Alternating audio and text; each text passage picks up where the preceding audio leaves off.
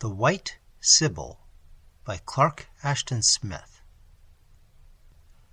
Tortha the poet, with strange austral songs in his heart, and the umber of high and heavy suns on his face, had come back to his native city of Serengoth in Mu Thluan by the Hyperborean Sea. Far had he wandered in the quest of that alien beauty which had fled always before him like the horizon. Beyond Comorium of the white numberless spires, and beyond the marsh-grown jungles to the south of Comorium, he had floated on nameless rivers, and had crossed the half-legendary realm of Cho Volpanomi, upon whose diamond-sanded, ruby-gravelled shores an ignescent ocean was said to beat forever with fiery spume. He had beheld many marvels, and things incredible to relate. The uncouthly carven gods of the south, to whom blood was spilt on sun-approaching towers. The plumes of the Husum, which were many yards in length, and were colored like pure flame. The mailed monsters of the austral swamps. The proud argosies of Mu and Antilia, which moved by enchantment without oar or sail. The fuming peaks that were shaken perpetually by the struggles of imprisoned demons. But, walking at noon on the streets of Serengoth, he met a stranger marvel than these. Idly, with no expectation of other than homely things, he beheld the White Sybil of Polarion. He knew not whence she had come, but suddenly she was before him in the throng. Amid the tawny girls of Serengoth, with the russet hair and blue-black eyes, she was like an apparition descended from the moon. Goddess, ghost, or woman, he knew not which. She passed fleetly and was gone. A creature of snow and norland light, with eyes like moon-pervaded pools, and lips that were smitten with the same pallor as the brow and bosom. Her gown was of some filmy white fabric, pure and ethereal as her person. In wonder that turned to startled rapture, Tortha gazed at the miraculous being, and sustained for a moment the strangely thrilling light of her chill eyes, in which he seemed to find an obscure recognition, such as a long-veiled divinity, appearing at last, would vouchsafe to her worshipper. Somehow she seemed to bring with her the infrangible solitude of remote places, the death-deep hush of lonely plateaus and mountains. A silence such as might dwell in some abandoned city fell on the chaffering, chattering crowd as she went by, and the people drew back from her in sudden awe. Before the silence could break into gossiping murmurs, Tortha had guessed her identity. He knew that he had seen the White Sybil, that mysterious being who was rumored to come and go as if by some preterhuman agency in the cities of Hyperborea. No man had ever learned her name or her nativity, but she was said to descend like a spirit from the bleak mountains to the north of Serengoth, from the desert land of Polarion, where the oncoming glaciers crept in valleys that had once been fertile with fern and cycad, and passes that had been highways of busy traffic. No one had ever dared to accost or follow her. Often she came and went in silence, but sometimes, in the marts or public squares, she would utter cryptic prophecies and tidings of doom. In many places throughout Mu Thluan and central Hyperborea, she had foretold the enormous sheets of ice, now crawling gradually downward from the pole, that would cover the continent in ages to come, and would bury beneath oblivious drift the mammoth palms of its jungles, and the superb pinnacles of its cities. And in great Comorium, then the capital, she had prophesied a strange doom that was to befall the city long before the encroachment of the ice. Men feared her everywhere, as a messenger of unknown outland gods, moving abroad in supernal bale and beauty. All this Tortha had heard many times, and he had wondered somewhat at the tale, but had soon dismissed it from his mind, being laden with marvelous memories of exotic things. But now that he had seen the Sybil, it was as if an unexpected revelation had been offered to him, as if he had discerned, briefly and afar, the hidden goal of a mystic pilgrimage. In that single glimpse, he had found the personification of all the vague ideals and unfixed longings that had drawn him from land to land. Here was the eluding strangeness he had sought on alien breasts and waters, and beyond horizons of fire-vomiting mountains. Here was the veiled star, whose name and luster he had never known. The moon-cold eyes of the Sybil had kindled a strange love in Tortha, to whom love had been, at most, no more than a passing agitation of the senses. However, on that occasion, it did not occur to him that he might follow the visitant or come to learn more concerning her. Momentarily, he was content with the rare vision that had fired his soul and dazzled his senses, dreaming such dreams as the moon might inspire in a moth, dreams through which the Sybil moved like a woman-shaped flame in ways too far and too steep for human feet. He returned to his house in Serengoth. The days that ensued were dim and dreamlike to Tortha, and were presided over by his memory of the white apparition. A mad Uranian fever mounted in his soul, together with the sure knowledge that he sought an impossible fruition. Idly, to beguile the hours, he copied the poems he had written during his journey, or turned over the pages of boyish manuscripts. All were equally void and without meaning now, like the sere leaves of a bygone year. With no prompting on the part of Tortha, his servants and visitors spoke to him of the Sybil. Seldom, they said, had she entered Serengoth, appearing more often in cities remote from the ice-bound waste of Polarion. Truly, she was no mortal being, for she had been seen on the same day in places hundreds of miles apart. Huntsmen had sometimes met her on the mountains above Serengoth, but always, when encountered thus, she had disappeared quickly, like a morning vapor that melts among the crags. The poet, listening with a moody and absent mien, spoke of his love to no one. He knew well that his kinsfolk and acquaintances would think this passion a more errant madness than the youthful yearning that had led him to unheard-of lands. No human lover had aspired to the Sybil, whose beauty was a perilous brightness, akin to meteor and fireball, a fatal and a lethal beauty born of transarctic gulfs, and somehow one with the far doom of worlds. Like the brand of frost or flame, her memory burned in Tortha. Musing among his neglected books, or walking abroad in reverie on which no outward thing could intrude, he saw always before him the pale radiance of the Sybil. He seemed to hear a whisper from boreal solitudes, a murmur of ethereal sweetness sharp as ice-born air, vocal with high unearthly words, that sang of inviolate horizons and the chill glory of lunar auroras above continents impregnable to man. The long summer days went by, bringing the outland folk to trade their furs and eider in Serengoth, and damaskeening the slopes beyond the city with flowers of bright azure and vermilion. But the Sybil was not seen again in Serengoth, nor was she heard of in other cities. It seemed as if her visitations had ceased, as if, having delivered the tidings committed to her by the outer gods, she would appear no more in the haunts of mankind.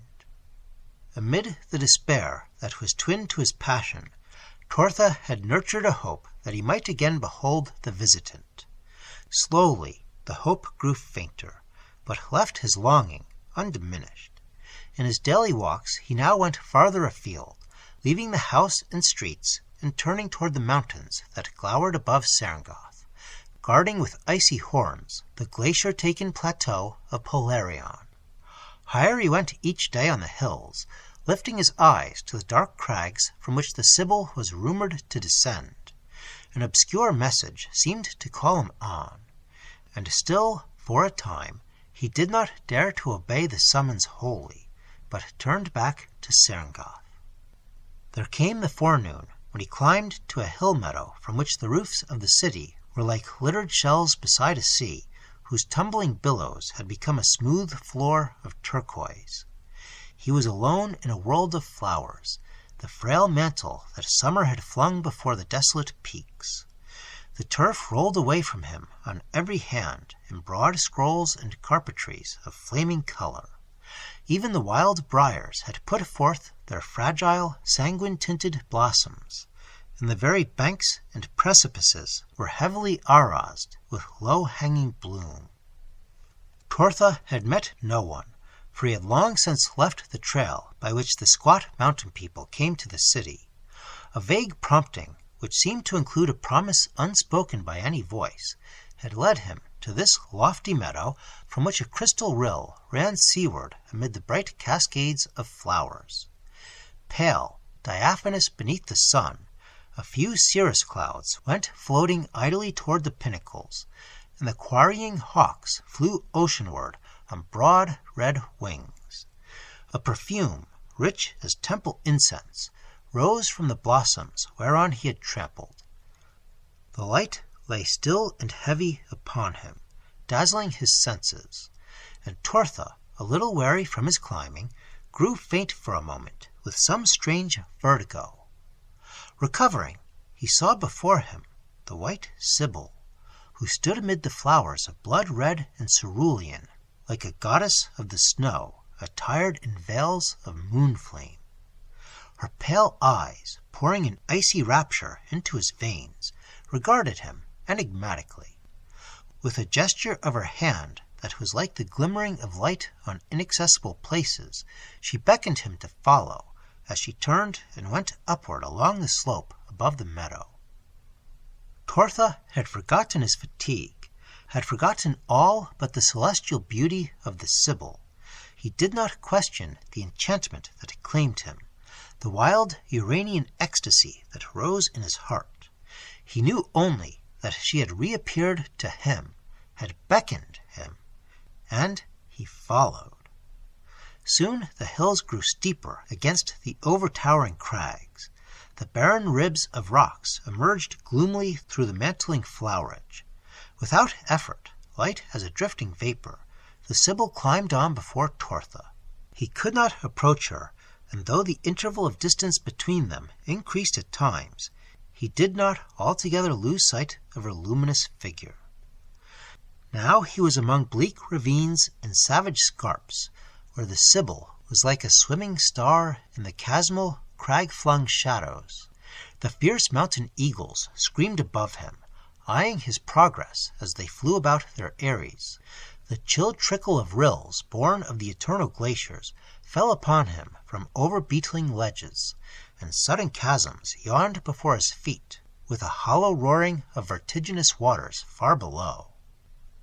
Tortha was conscious only of an emotion such as impels the moth to pursue a wandering flame. He did not picture to himself the aim and end of his pursuit, nor the fruition of the weird love that drew him on. Oblivious of mortal fatigue, of peril and disaster that might lie before him, he felt the delirium of a mad ascent to superhuman heights.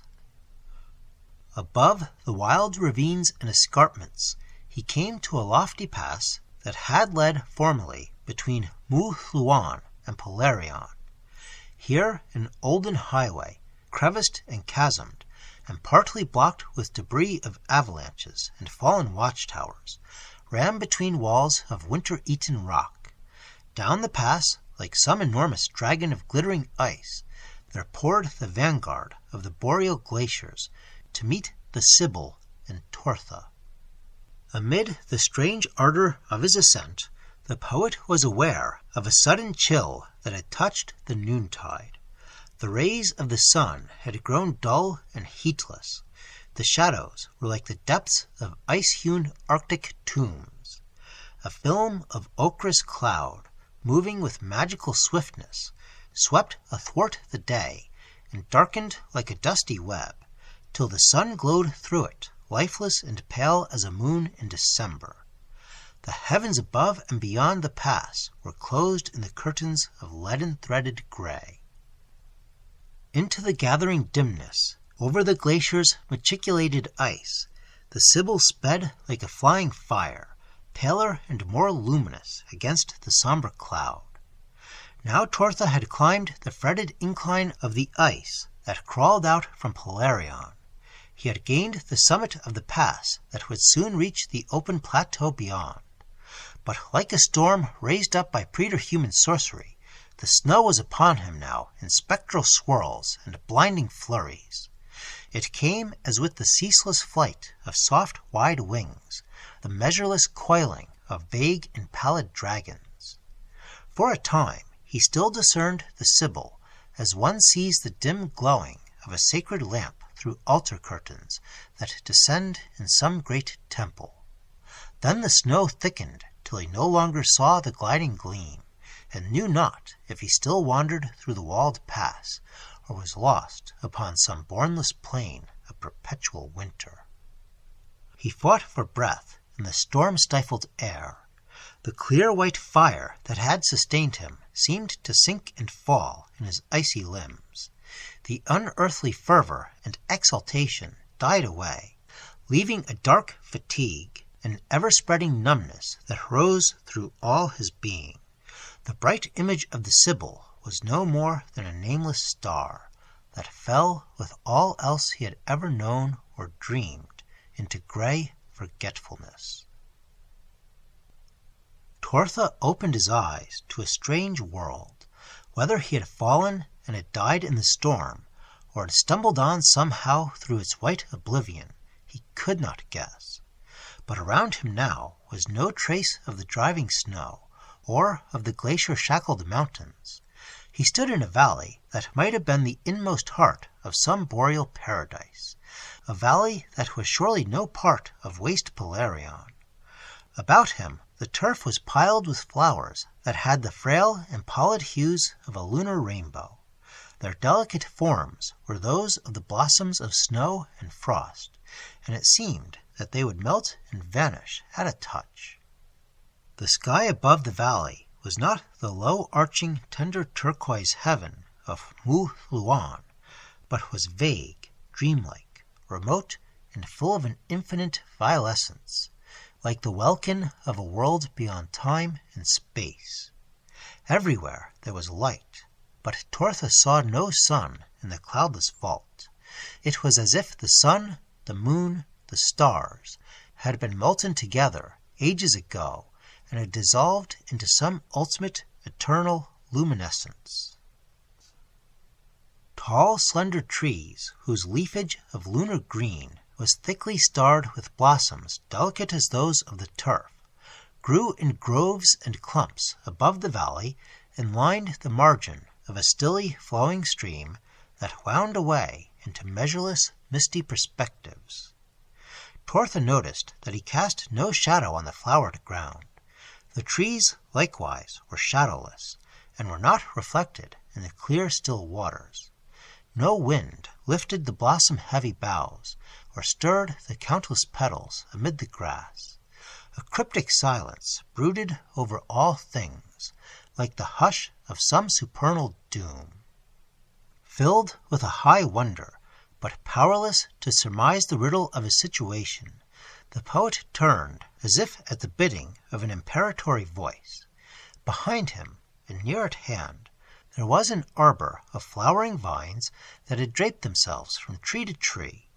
Through the half-parted arras of bloom, in the bower's heart, he saw, like a drifted snow, the white veils of the Sybil.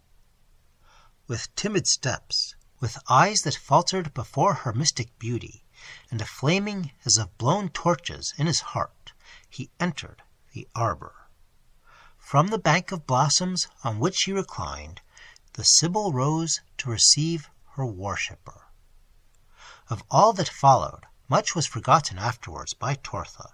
It was like a light too radiant to be endured, a thought that eluded conception through surpassing strangeness.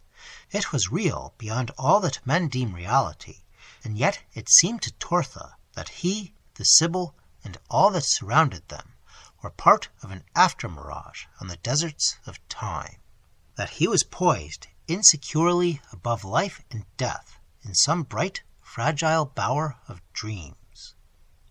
He thought that the Sybil greeted him in thrilling, mellifluous words of a tongue that he knew well but had never heard. Her tones filled him with an ecstasy near to pain.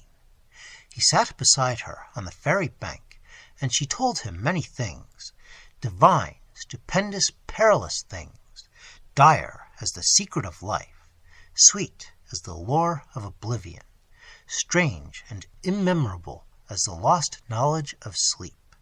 But she did not tell him her name, nor the secret of her essence, and still he knew not if she were ghost or woman, goddess or spirit.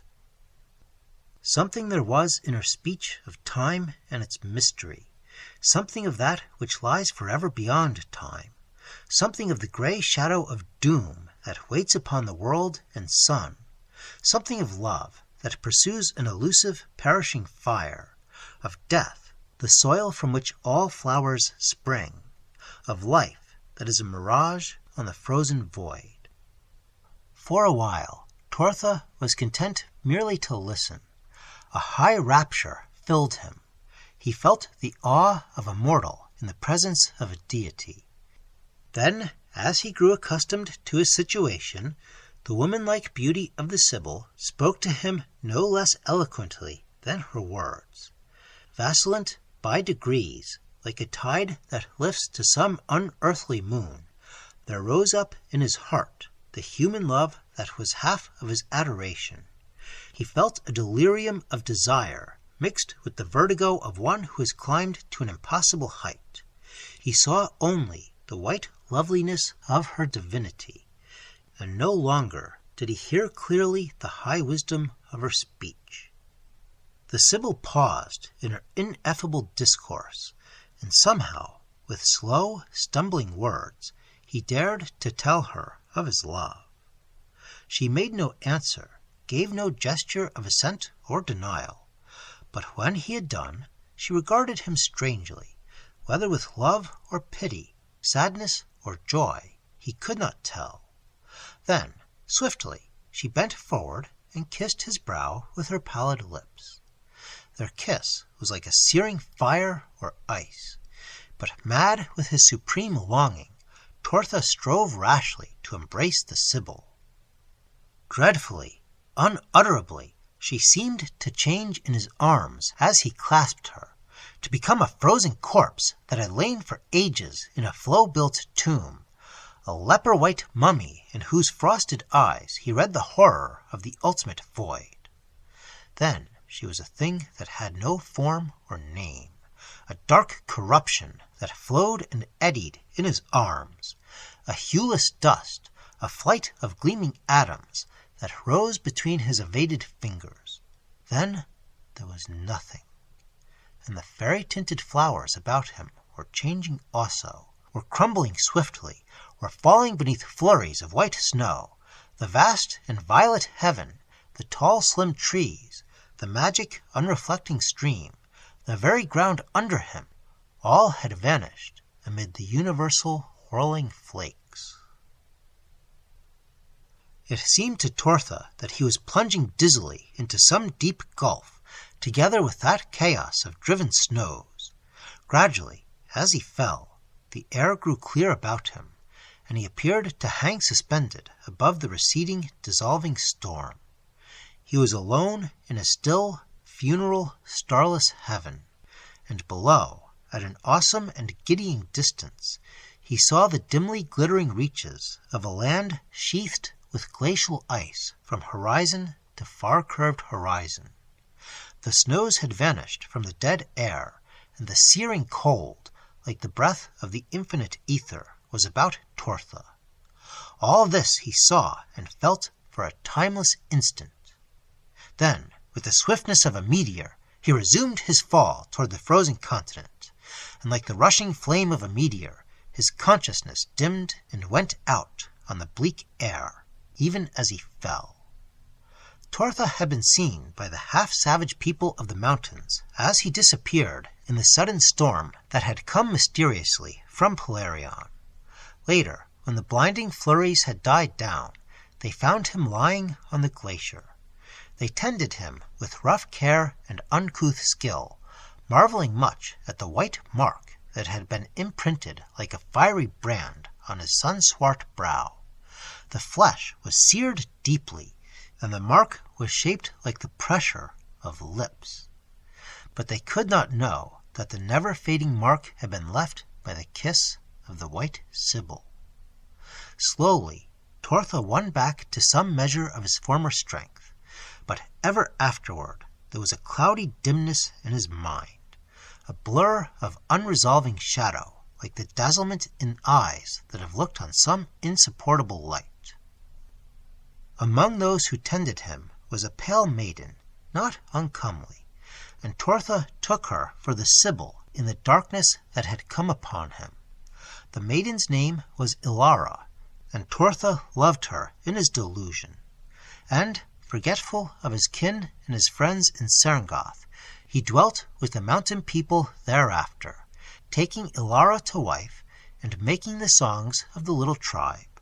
For the most part, he was happy in his belief that the Sybil had returned to him, and Ilara, in her way, was content being not the first of mortal women whose lover had remained faithful to a divine illusion.